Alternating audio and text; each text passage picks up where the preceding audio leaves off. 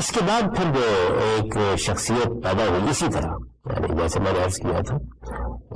جس نے گیا پورے کے پورے دین کو دیکھا، پورے دین کو دیکھ کر اس نے ایک رخ بدل ڈالا، جیسے انہوں نے کیا کہ غزالی نے جو سحر طاری کر دیا تھا، ایک لحاظ سے آ کے بالکل اس کے متوازی کھڑے ہو کر ایک دوسری تعبیر پوری آسان صحت پیدا کر دیا۔ اس کے اندر بڑی قوت ہے جب وہ گفتگو کرتے ہیں، بات کرتے ہیں، اور اسی وجہ سے بہت شدید تنقیدیں بھی انہوں نے کی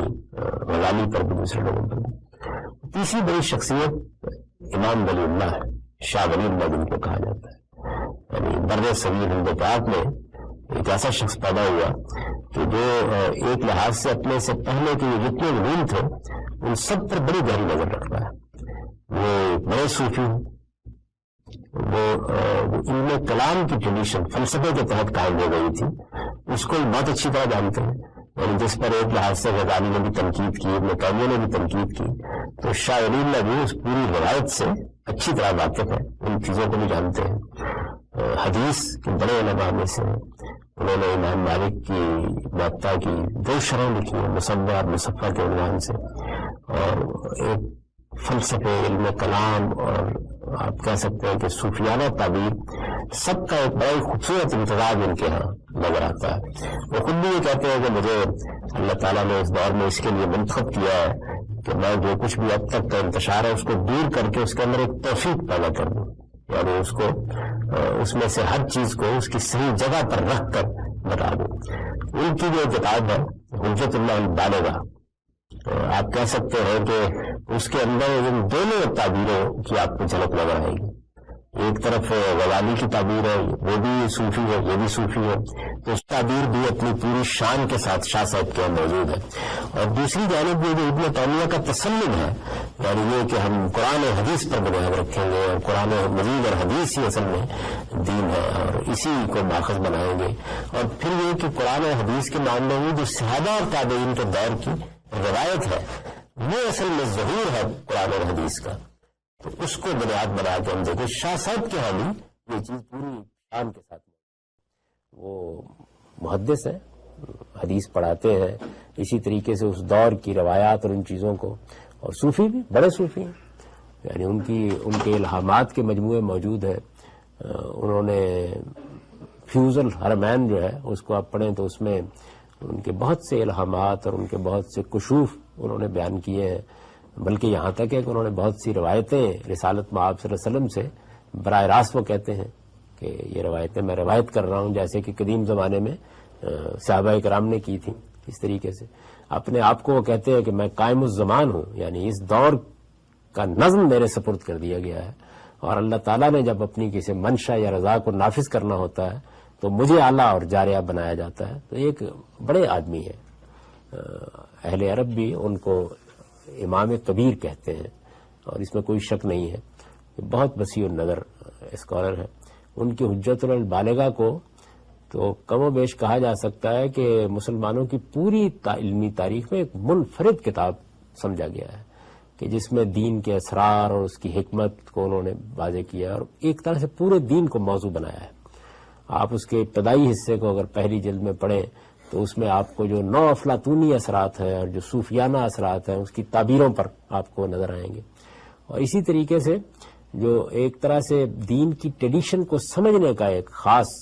اعلیٰ زاویہ ہے،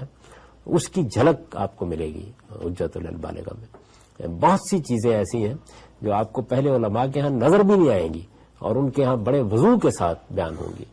رسول اللہ صلی اللہ علیہ وسلم کی بعثت کیسے ہوئی ہے، کس جگہ سے دیکھا ہے انہوں نے، یعنی اگر میں یہ کہوں تو یہ حقیقت ہے کہ بے شمار چیزیں جو ہمارے ہاں فقہ میں حدیث میں لوگوں کے لیے اجنبی ہیں، شاہ صاحب ان تک پہنچے ہیں، اور ان کی حجت البالغہ میں اس کے آثار آپ کو نظر آئیں گے، دکھائے جا سکتے ہیں۔ مثلا میں ایک سادہ سی بات کرتا ہوں کہ جب میں نے یہ لکھا کہ رسالت مآب صلی اللہ علیہ وسلم کی جس کو سنت کہتے ہیں، یہ تو اصل میں دین ابراہیمی کی روایت ہے جس کو رسول اللہ صلی اللہ علیہ وسلم نے زندہ کر کے اس کی اصلاح کر کے اس کی تجدید کر کے اپنی تصویب سے جاری کر دیا ہے امت کے اندر۔ تو آپ اگر دیکھیں تو سب سے زیادہ شان کے ساتھ شاہ صاحب نے اس کو بیان کیا، بلکہ یہ کہا ہے کہ رسول اللہ صلی اللہ علیہ وسلم کا اصل تعارف یہ ہے کہ وہ ملت ابراہیمی کے مجدد ہے، اور جو فہرست میں نے نقل کی ہے سنت کی، یہ بہت جامع اور معنی ہو گئی، بہت متعین ہو گئی، بہت پریسائز ہو گئی، میں نے اس کے اصول بھی بیان کر دیے ہیں. یہ اپنی بالکل ابتدائی شکل میں آپ کو حجت البالغہ میں ملے گی، یعنی وہ بھی کم و بیش اس کو بیان کر دیتے ہیں. ظاہر ہے کہ بہت ابتدائی شکل میں ہے، لیکن بہرحال وہی آدمی ہے کہ جنہوں نے اس جگہ سے دیکھا ہے اس سارے معاملے کو کہ یہ اصل میں اس کی نوعیت کیا ہے. تو ان کے بھی بڑے غیر معمولی اثرات ہوئے، خاص طور پر بر صغیر میں. تو ان کے بعد جتنے بھی لوگ پیدا ہوئے ہیں وہ سب کے سب ایک لحاظ سے ان کو اپنے امام ہی کی جگہ پر رکھتے ہیں اور ان کی طرف رجوع بھی کیا جاتا ہے. جو دیوبند کی بہت بڑی تحریک اٹھی ہمارے ہاں، اگر آپ اس میں کوئی مبالغہ نہ محسوس کریں تو عالم اسلام کی سب سے بڑی تحریک دیوبند کی تحریک ہے. یہ تحریک جو ہے یہ بڑی جامعیت اپنے اندر رکھتی ہے. ایک ہے دیوبند کا مذہبی فکر، میں اس کی بات نہیں کر رہا، یعنی بیسیت میتھڈالوجی کے انہوں نے کیا طریقہ اختیار کیا. اس وقت ہزاروں کی تعداد میں مدارس ہیں جن کا مرکز دیوبند ہے، اور اس طرح سے گویا تعلیم، دین کی تعلیم کی ایک بڑی موومنٹ انہوں نے برپا کر دی. کریے کریے میں لوگ گئے. پھر انہی کے ہاں سے بر صغیر کی بڑی خانقاہیں وجود میں آئیں، جن میں تھانہ بھون کی خانقاہ جو مولانا اشرف علی تھانوی کی ہے، اس نے ایک دنیا کو متاثر کیا ہے. یہ آپ کے علم میں ہے کہ تھانہ بھون کی خانقاہ کے ساتھ مولانا سید سلیمان ندوی جیسا آدمی بطور ایک مرید کے وابستہ ہوا. مولانا عبد الماجد دریا بادی جیسا ادیب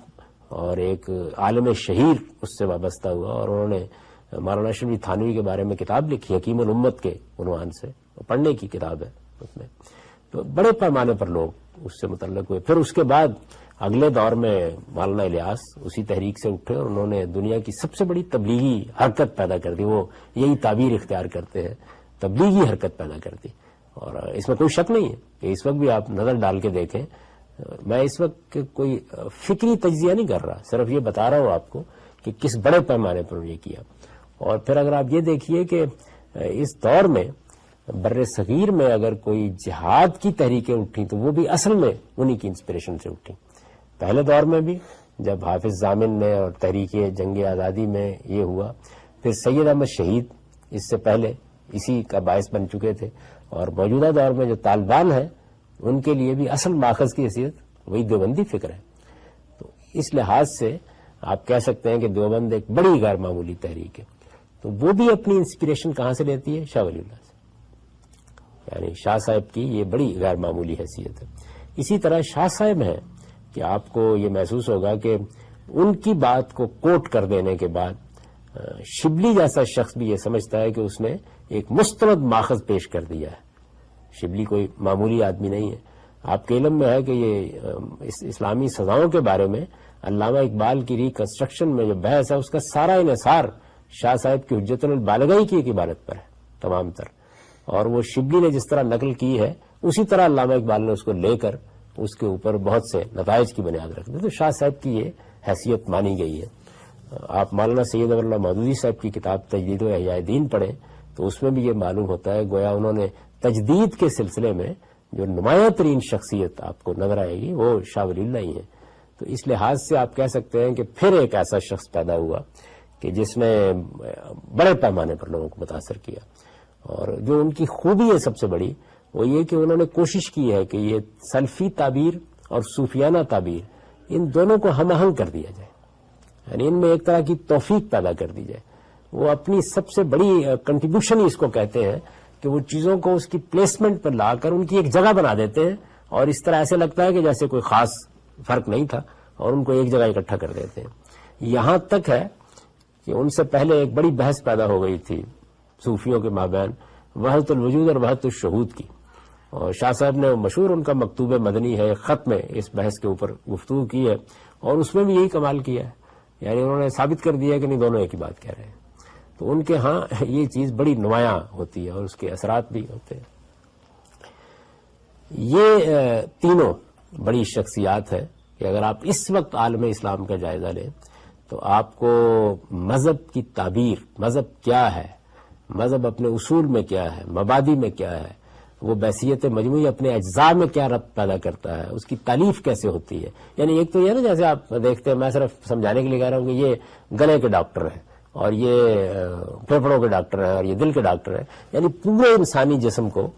سامنے رکھ کر جو لوگ گفتگو کر رہے ہیں یہ وہ لوگ ہیں اور جو ہر چیز کے بارے میں اس کی صحیح پلیسمنٹ کرتے ہیں. موجودہ علوم میں جب سے اسپیشلائزیشن کا دور شروع ہوا تو یہ کہا جاتا ہے نا کہ اس دور کا ایک بڑا فتنہ یہ ہے کہ اجزاء میں لوگ ان کے اتنے منہمک ہو گئے ہیں کہ ان کا باہمی ربط کھویا جا رہا ہے. یعنی علوم پہلے ایک لحاظ سے الگ الگ ہوئے. پہلے تو فلسفے میں سب کچھ شامل تھا. یعنی جس کو ہم فلسفی کہتے ہیں، ارسطو ہے مثال کے طور پر، افلاطون ہے، تو ان کے ہاں تو یہ سب کچھ ہی ہوتا ہے.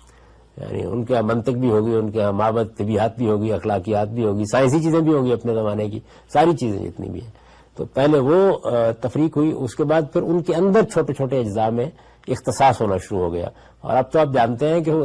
دل کے بھی فلاں حصے کا ڈاکٹر ہے اور فلاں حصے کا نہیں ہے. یعنی یہ صورت پیدا ہو گئی ہے. تو یہ وہ لوگ ہیں کہ جو بحثیت مجموعی کو سمجھ لیجیے کہ دین کو اگر ایک جسم فرض کر لیا جائے تو اس پورے کو دیکھ رہے ہیں کہ اس میں سر کہاں ہے، اس میں دل کہاں ہے، اس میں دوسرے اعضائے رئیسہ کہاں ہے، ان کا باہمی ربط کہاں ہے، ہاتھوں کو کہاں ہونا چاہیے اور ناک کان کو کہاں ہونا چاہیے، پورے کے پورے کو بیان کرتے ہیں. تو شاہ صاحب کا بھی بالکل یہی معاملہ ہے، یہی ان کی حیثیت بھی ہے اور یہی ان کا اصل کمال بھی ہے.